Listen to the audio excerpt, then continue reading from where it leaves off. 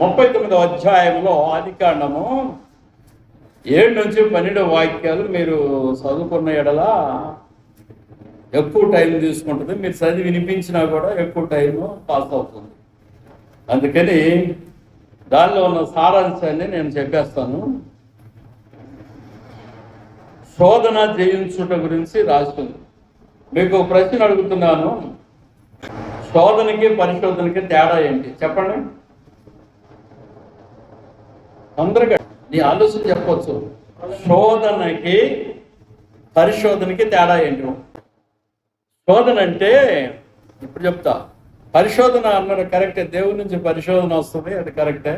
శోధన అంటే ఏంటంటే పాపములు పడివేస్తావో లేక పడునట్లుగా చేస్తాయో పరిస్థితులు, ఆ పాపానికి గురి అవటానికి నువ్వు ముందుకెళ్తావో, పాపములు పొందటానికి ఆ పరిస్థితులు నిన్ను వెంబడించినప్పుడు నువ్వు తప్పించుకుంటావో లేకపోతే పడిపోతావో, రెండిట్లో ఏదో జరుగుతుంది. అయితే నిన్ను పాపములోకి నెట్టివేసే విధముందు చూడండి. పాపము చేత శోధించుట పరిశోధన కాదు, అది దాన్ని పాపము నిన్ను దానిలోకి లాక్కోవటానికి అది ప్రయత్నం చేస్తుంటుంది. పాపానికి ఆధారమైన సాతాను ఫోర్స్ వెనకుండవచ్చు, శత్రు ఫోర్స్. నిన్ను పాపంలోకి గుంజునది శోధన. దేవుని నుంచి నిన్ను పరీక్షించడానికి వచ్చే పరిస్థితులు అనేవి పరిశోధన. ఇప్పుడు పిల్లవాడు 10th క్లాసో ఇంటర్మీడియటో ఎగ్జామ్ రాస్తున్నాడు, దాన్ని శోధన అంటారా పరిశోధన అంటారా? సరికోటి చెబుతా, కరెక్ట్, ఇద్దరు ఒకటే చెప్పారా? పరిశోధించుట అంటే నిన్ను టెస్ట్ చేయటం అన్నట్టు. ఇక్కడ చూడండి, మన ప్రభు పిల్లలకు శోధనలు వస్తాయండి. ఎలాంటి శోధనలు వస్తాయంటే ముఖ్యంగా 3 రకాల శోధనలు వస్తాయి. స్త్రీపరమైన శోధన వస్తుంది. వైన్ అంటే ద్రాక్ష రసం. ఆ దినాల్లో ద్రాక్ష రసం, విస్కీ, వైన్ అంటారు. ఉమన్ స్త్రీపరమైన శోధన, WWS. మాకు బైబిల్ ట్రైనింగ్లో పోగానే ఈ 3 చెప్తారు. ఫస్ట్ 3 రకాల శోధనలు వస్తాయి. స్త్రీపరమైన శోధన లొంగకూడదు, వైన్ త్రాగుడికి లొంగకూడదు, 3 వెల్త్ సంపదకి లొంగకూడదు. అయితే దేవునికి స్తోత్రాలు. WWS ఇంగ్లీష్ భాషలో వైను, ఉమన్ను, వెల్త్ 3 వాటికి లొంగితే దేనికి లొంగినా సరే నీ జీవితం ఓడిపోతుంది. ప్రభు పిల్లలకు శోధనలు వస్తాయి. శోధన పరిశోధన అనేది రెండింటికి మధ్య తేడా ఉంది. శోధన పరిశోధన మధ్య తేడా ఉంది.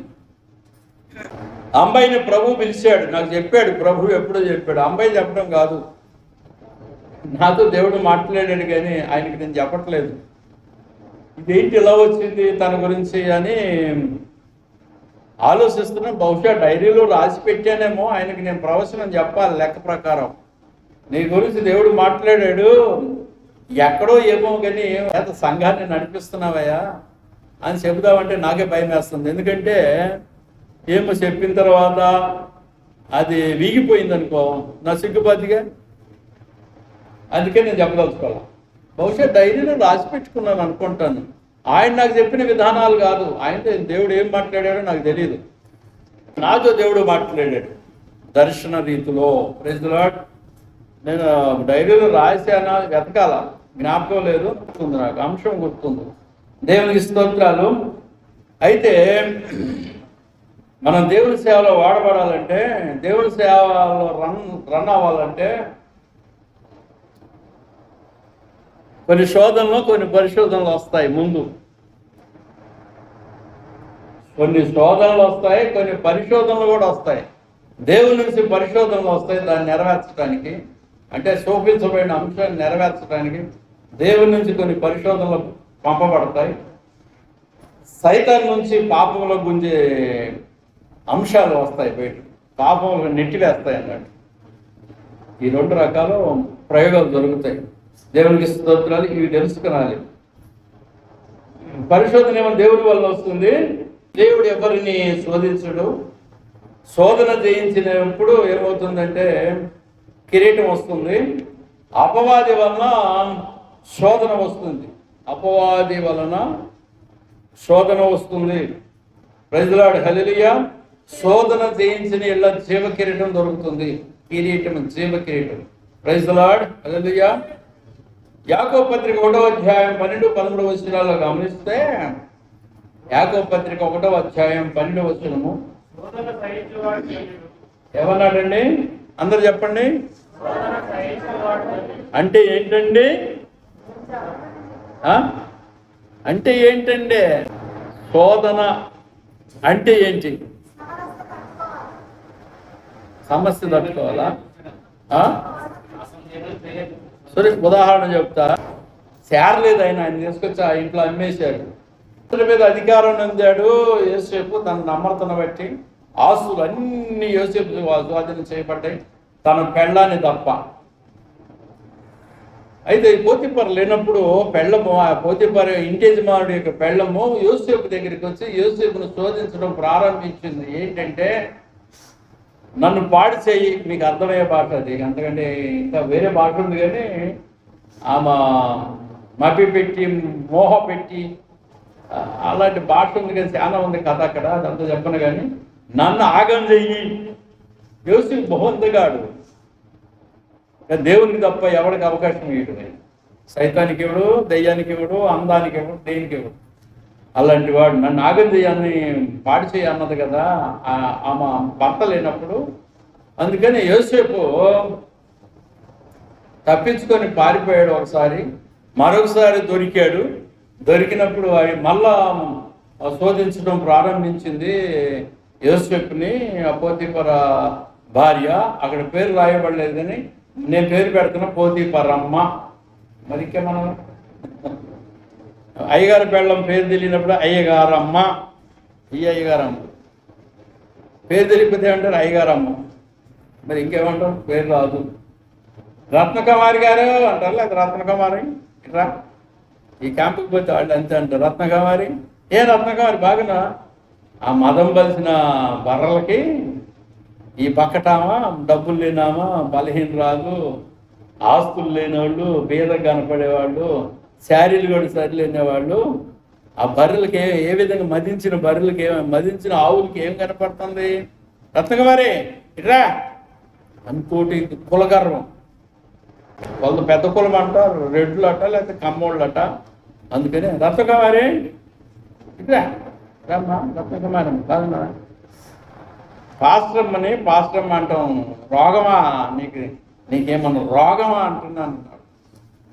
పాస్టమ్మ గారు అంటాం.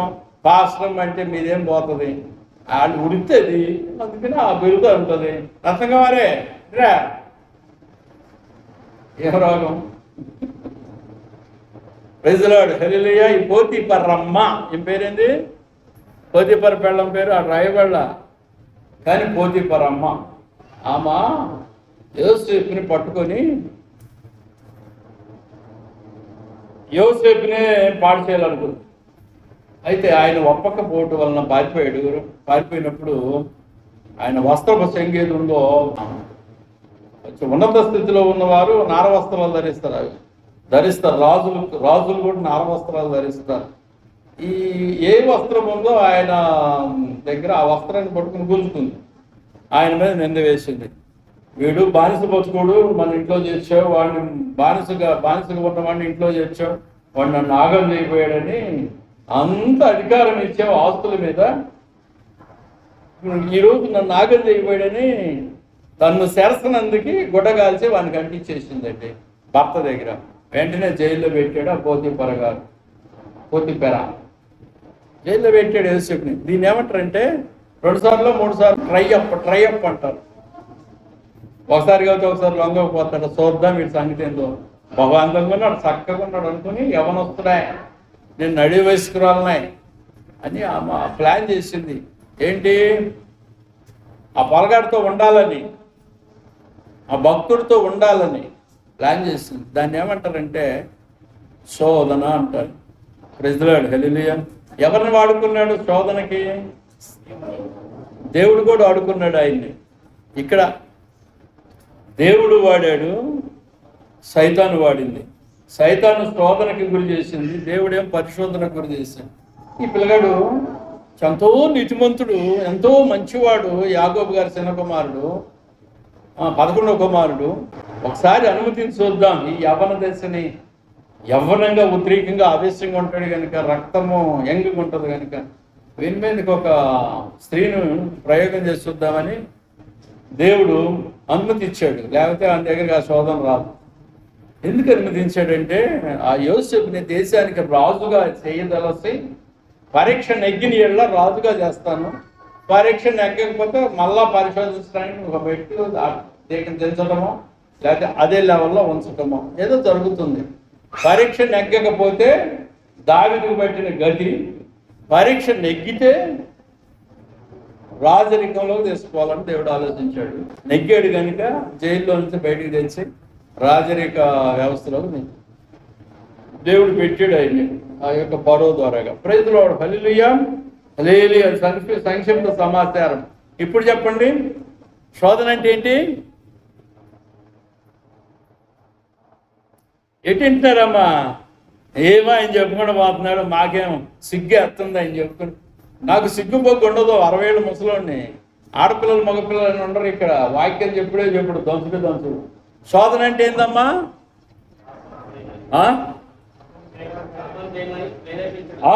అది సామెత చక్కగా చెప్తున్నాడు. పాపము చేయమని ప్రేరేపించుట. ఎవరంటే సాతాను కదా అక్కడ ప్రేరేపించేది. ఒక వ్యక్తి, మానవ స్త్రీ ప్రేరేపిస్తుంది, రేకెత్తిస్తుంది ఈ యోసేపుని పురికొల్పుతుంది అన్నట్టు పాపం చేయమని. తప్పించుకొని పోయాడు. తప్పించుకున్నాడు కనుక గుడ్డ కాల్చి అంటించింది, మసింటిచ్చింది. ఆ పోతీఫరమ్మ జైల్లో పెట్టారు. అప్పుడు ప్రభువుకు మొరబెట్టి ఉంటాడు యోసేపు. ఏమనంటే, అయ్యా నేనేం దోషం చేయలేదు, అక్కడ నా అన్నదమ్ములు అమ్మేశారు నన్ను, అక్కడ తప్పు చేయలేదు, ఏళ్ళింట్లో కూడా నేను తప్పు చేయలేదు, నాకు ఈ దుర్గతి పెట్టింది ఏందయ్యా అని ఏడ్చి మొర్ర పెట్టి ఉంటాడండి దేవుడికి. పెట్టుకుంటాడా యోసేపు లోపల జైల్లో? యోసేపు అట్లా మొర్ర పెడుతుంటే దేవుడు ఆ జైల్లో ఉన్న వాళ్ళందరి మీద అధికారం ఇచ్చేసాడు. ఆ జైలు అధికారికి ప్రేమ కలిగించి ఈయన వాళ్ళందరి మీద అధిపత్యం చేసినట్టు కనపడుతుంది. అయితే అక్కడి నుంచి దేవుడు బయటికి తీసుకొచ్చి ఫరో తర్వాత ఈయనే ఈ ఐగుప్తు దేశానికి పెద్దవాడు అని నిర్ణయించాడండి. Pharaoh appointed Joseph the designation of the reign of kingdom of Egypt. Then that time, ఆ టైంలో ఆయన్ని ఆ డెసిగ్నేషన్లో అండర్ హిజ్ సావర్నిటీ అంటారు, ఫరో చేతి కింద ఆయన ఒక పదవిలో ఉంచినట్టుగా కనపడుతుంది. దేవునికి స్తోత్రాలు. పాపము చేయమని ప్రేరేపించడము ఎవరి పని? స్త్రీ పనా లేకపోతే దయ్యం పనా? సైతాను పనా స్త్రీ పనా? ఇప్పుడు ఇక్కడ పోతీఫరమ్మ ఆయన పాపం చేయమని ప్రేరేపించింది. ఆమె ప్రేరేపించింది, ఆమె లోపల ఉన్న దయ్యమా? రెండునా? అయితే రెండు అన్నాడు కనుక ఒక మాట చెప్తా. ఆమెమో ఘటము అంటే సర్పం అన్నట్టు. సర్పం అనేది ఘటం అంటారు దాన్ని. ఈమె ఇక్కడ మాత్రం ఈమె ఘటము. ఘటం అంటే ఏంటి? పాత్ర. లోపల ఉందేమో దయ్యము, ఇక్కడ సర్పం లోపల ఉంది కూడా దయ్యం. ఇప్పుడు అర్థమైందా? ఆ రెండిటి వలన అక్కడ పాపమునకు పురికొల్పబడుతున్నారు, అంటే ప్రేరేపింపబడుతున్నారు. ఈయన లొంగలేదు కనుక దీవింపబడ్డాడు. లొంగిపోతే నాశనము, లొంగితే నాశనము, లొంగకపోతే దీవెన అన్నట్టు. ప్రైజ్ ది లార్డ్, హల్లెలూయా. అప్పుడు జీవకిరీటం దొరుకుతుంది నీకు నాకు. లొంగకపోతే, ఒకవేళ లొంగారు అనుకో అట్లానే ఉంటారు.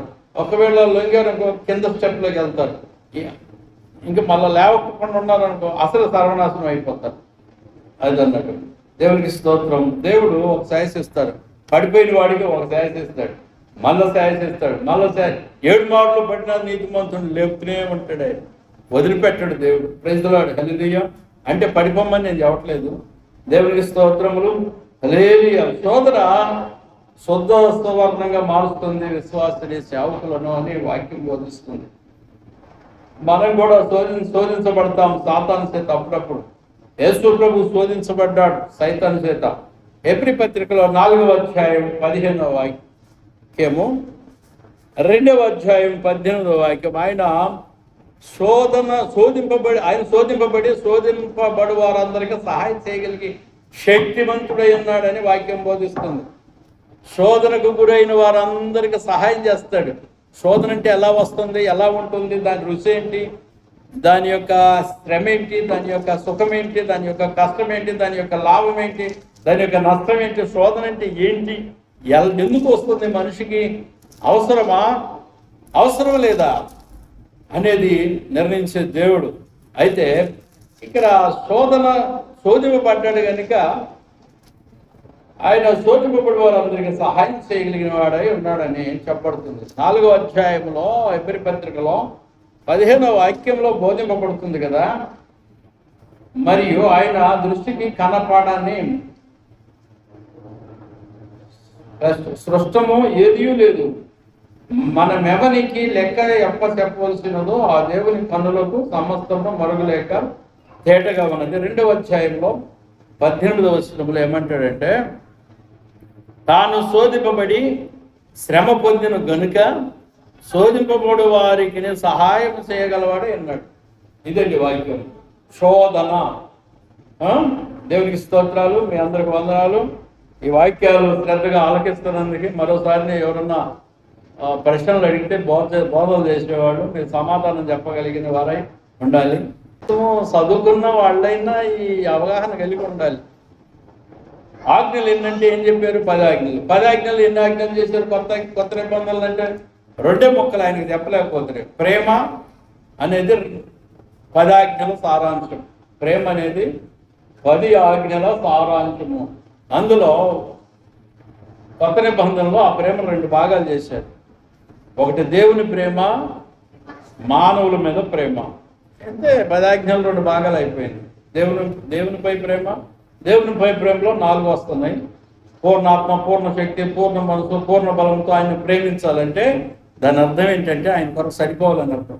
పూర్ణ బలము, పూర్ణ శక్తి, పూర్ణాత్మ, నేను ఈ స్థితిలో ఉన్న పేద బంగ్లా కట్టుకొని మీ అందరూ పూర్ణ శక్తితో, పూర్ణ బలముతో, పూర్ణాత్మతో, పూర్ణ మనసుతో యెహోవాను ప్రేమించగలిగి ఉంటే నేను గొప్ప ఐశ్వర్యవంతుడిని అయ్యి ఉండేవాడిని. ఇప్పటికి ఎందుకు చెప్పినా అందరు కరెక్ట్గా 10 భాగాలు తీయండి, మీ ప్రేమ ఎంతో దేవుని మీద తేలిపోతుంది.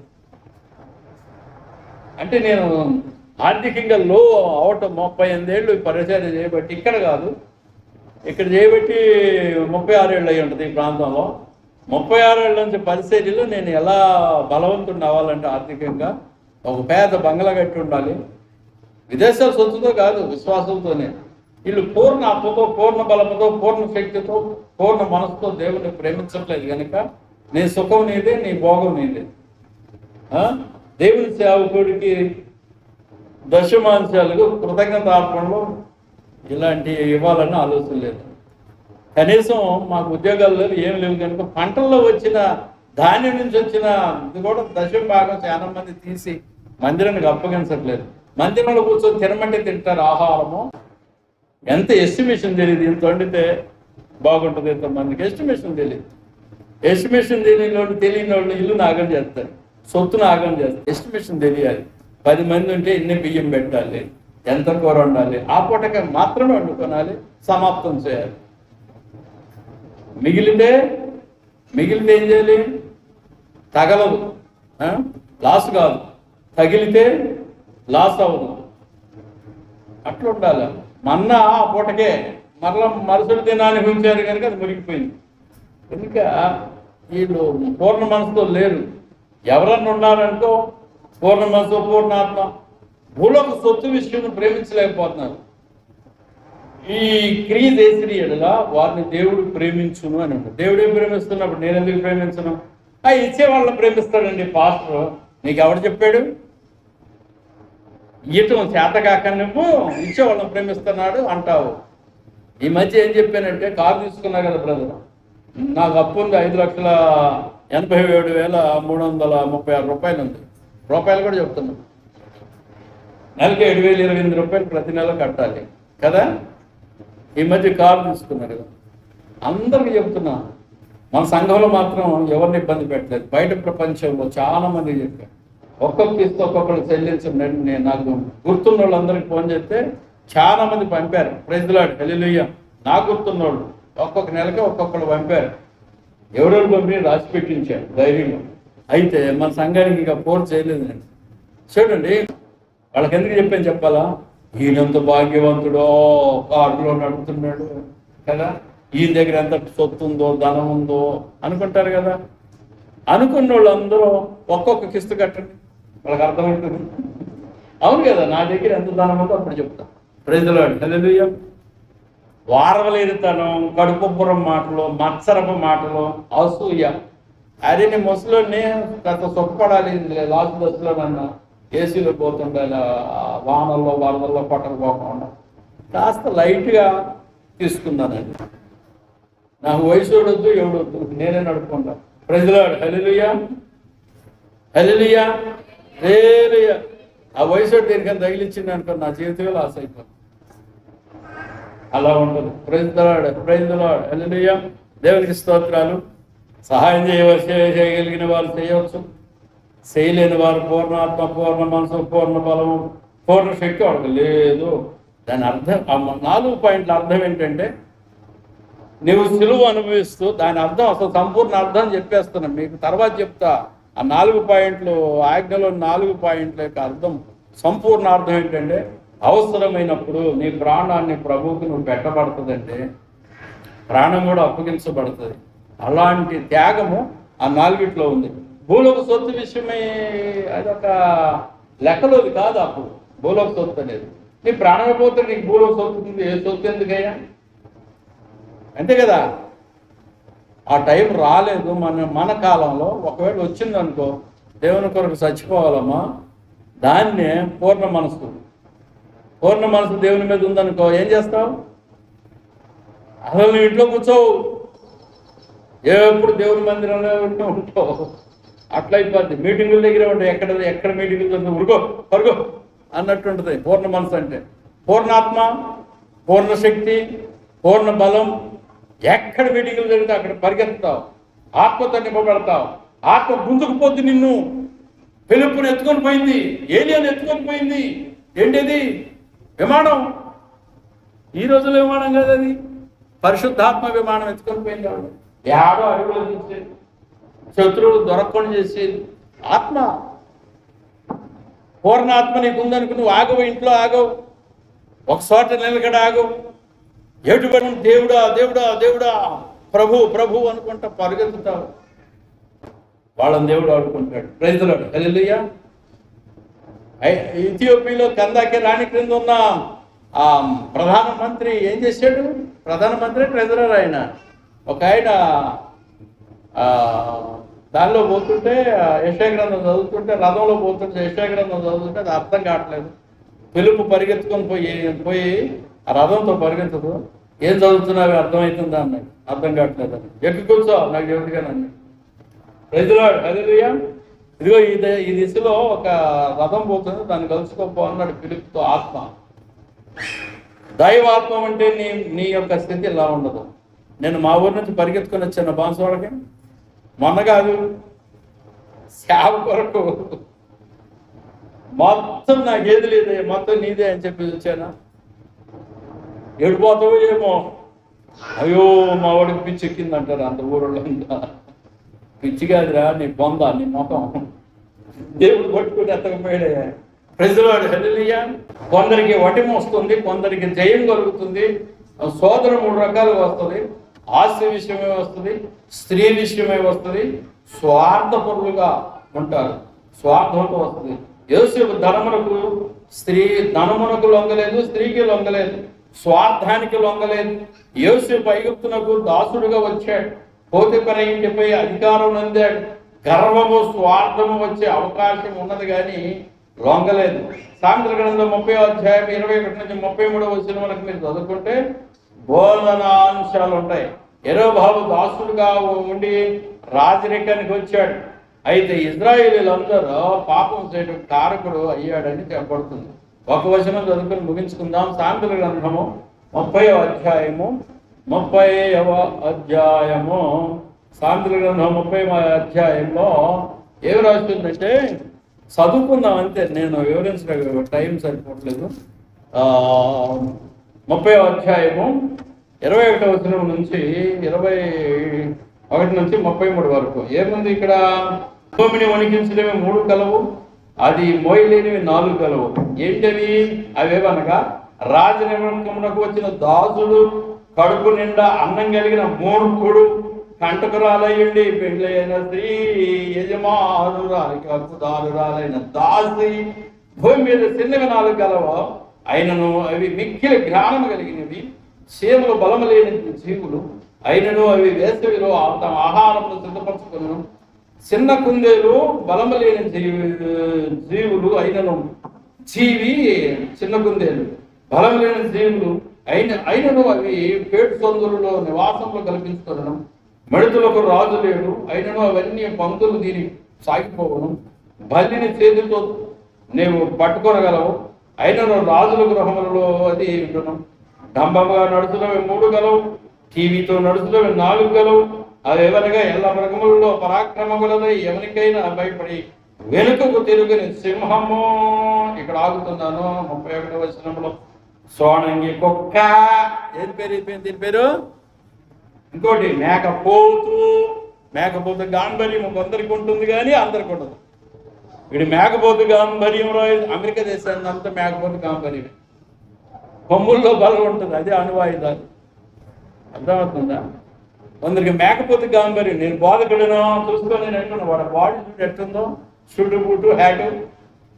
అడొక పేద బోధకుడు, డబ్బులు బాగానే కానీ బోధకుడు అయ్యాడు, కార్లోనే కానీ బోధకుడు అయ్యాడు. సన్మానాలు కావాలి, రిపోర్ట్లు సపోర్ట్లు కావాలి. దేవుని సేవకుడు ఎలా ఉంటాడు? మేకపోతు గాంభీర్యం ఉండదు. సోనంగి కుక్క, దీని అర్థం చెప్పుకుందాం, ముగించేద్దాం. సోనంగి కుక్క అంటే ఏంది?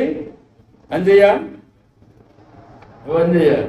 అయిపోయిన తర్వాత వచ్చి చెడిపోయా. సోనంగి కుక్క అంటే అర్థం ఏంటయ్యా? ఏ కుక్క ఇది? దీని గురించి నాకు కూడా అర్థం కాకపోయేసరికి డిక్షనరీ చూస్తే డిక్షనరీలోది దొరకలా, బైబిల్ డిక్షనరీలో చూస్తే దొరకలా. సోనంగి కుక్క ఇది ఇంకొకరు బాబు. ఇంగ్లీష్ బైబిల్లో చూసానంటే, ఇంగ్లీష్ బైబిల్ చూస్తే గ్రే హౌండ్ అని పేరు వచ్చింది. గ్రే హౌండా? డిక్షనరీలో చూస్తే గ్రే హౌండ్ గురించి సరైన అర్థం చెప్పట్లేదు. డిక్షనరీ ఇంగ్లీష్ డిక్షనరీ కూడా చెప్పట్లేదు. ఆక్స్ఫర్డ్ ఏమైనా చెప్పేదేమో కానీ ఆక్స్ఫర్డ్ని కూడా నేను చూడలేదు. అయితే నాకు ఒక ఆలోచన తట్టింది. సోనంగి కుక్క గురించి నేను నేర్చుకోవాలనుకున్నా. నేనే నేర్చుకోవాలనుకున్నా మీకు చెప్పాలంటే. సోనంగి ఏనమ్మా? సోనంగి, దాని పేరు అనండి. సోనంగి కుక్క. సోనంగి కుక్క అంటే గ్రే హౌండ్. ఇది గంటకు 72 కిలోమీటర్ల వేగంతో పరిగెత్తుతుందట. గంటకు 72 కిలోమీటర్లు వేగం ఉంటుంది. అది వేగం ఉంటుంది దానికి. రేసులకి అంటే పందాలకు వాడతారట.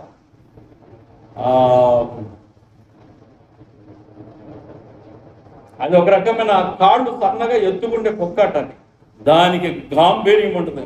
మేకపోతులాగా, సింహంలాగా గాంభీర్యం. అది దేనికి దడవదాం, డైరెక్ట్గా వెళ్ళిపోద్ది అన్నట్టు. ఏం పడో నాకు తెలియదు కానీ సోనంగి కుక్క గురించి లక్షణాలు 2-3 తెలిసినాయి. అది ఎట్టంటే మన ఏఐ ఉంటుంది చూడు, దానికి ఆన్ చేశా. ఏఐకి ఇస్తే నువ్వు కుక్కను గురించి అడుగుతున్నావా, మనిషిని గురించి అడుగుతున్నావా అని అది నన్ను అడుగుతుంది. ఏఐ ఆర్టిఫిషియల్ ఇంటెలిజెన్స్ అంతా చెప్పింది, డీటెయిల్స్ అన్ని చెప్పింది అది నాకు. సోనంగి కుక్క అంటే 72 కిలోమీటర్ల వేగం ఉంటుంది. దానికి కాళ్ళు సన్నగా ఉంటాయి, ఎత్తుకుంటుంది, గాంభీర్యంగా ఉంటుంది. ఆ కుక్కను రేసుల కొరకు వాడతారు. అన్నీ ఏఐ చెప్పింది ఫోన్లో. తర్వాత లాస్ట్కి వచ్చేసరికి నువ్వు మనిషి గురించి అడుగుతున్నావా, మా కుక్క గురించి అడుగుతున్నావు అని అది ప్రశ్న వస్తుంది. ఏం చెప్పాలి? ఇక దాన్ని కట్ చేసి పడేసావు సార్లే అని. దేవుని స్తోత్రం. సోడంకొక్క ఏం చేస్తుంది? ఏమో ఏం చేద్దాం మాకేం తెలుసు. అవన్నీ చాలా ఉన్నాయి వివరాలు. టైం అయిపోయింది, ముగిస్తున్నా. ఎప్పుడన్నా చూసుకుందాం మీరు నేను. Praise the Lord. హల్లెలూయా.